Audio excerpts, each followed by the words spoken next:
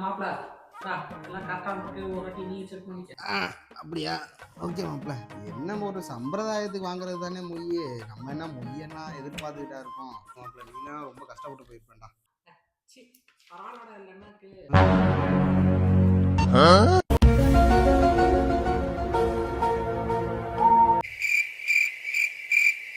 ஏ சுப்பிரமணிய, உனக்குலாம் வெக்கமான சூடு சொரணை எதுவுமே கிடையாது.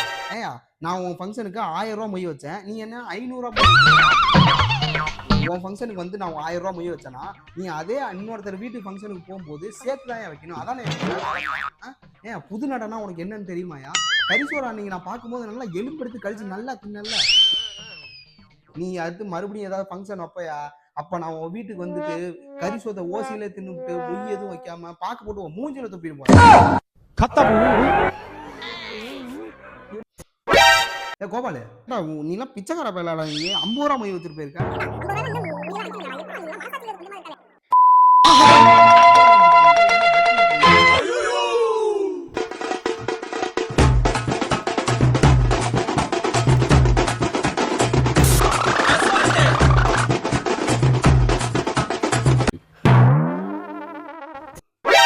மாப்பிள்ள நீ மொய் வச்சியா?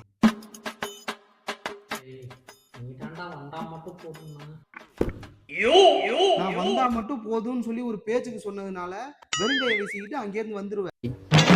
ஒரு ஃப்ரெண்டு ஃபங்க்ஷனுக்கு வராம ஒரு 100 ரூபாயாவது மொய் வைப்போன்னு ஒரு கொஞ்சம் கூட ஒரு இங்கிதான் இல்லையாடா? நான் தான் உனக்கு பந்தியில பார்த்தேனே. ஏன்டா இலையும் சேர்த்து கையை போட்டு அந்த நக்கு நக்கிறேன்.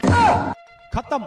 ஏண்டா நீங்களாம் எங்கடா வாழை மரம் கட்டுவாங்க, எங்கடா ஓசி சோறு போடுவாங்கன்னே தெரியுங்களா நீங்களா? மாப்பிள இந்தா மறந்துட்டேன், எனக்கே கொடுக்கணும்னு நினைச்சேன். ஒன்னும் திட்டணுங்கிறதுக்காக இல்ல மாப்பிள்ள. நாளைக்கு நீ வேற ஃபங்க்ஷன்ல போயிட்டு இதே மாதிரி அசிங்கப்பட்டுற கூடாதுல்ல, அதுக்காக தான். சரி மாப்பிள்ள, வீடு ஒன்று கட்டிக்கிட்டு இருக்கோம். அதுக்கு அடுத்த 2 மாசத்துல பால் காய்ச்சிரும். அதுக்கும் சொல்லி அனுப்புறேன், கண்டிப்பா வந்துரு. அதுக்கும் நீ தான்டா முடியும். மாப்பிள்ள நீ தான்டா அதுக்கு ஹெல்ப் பண்ணுவோம்.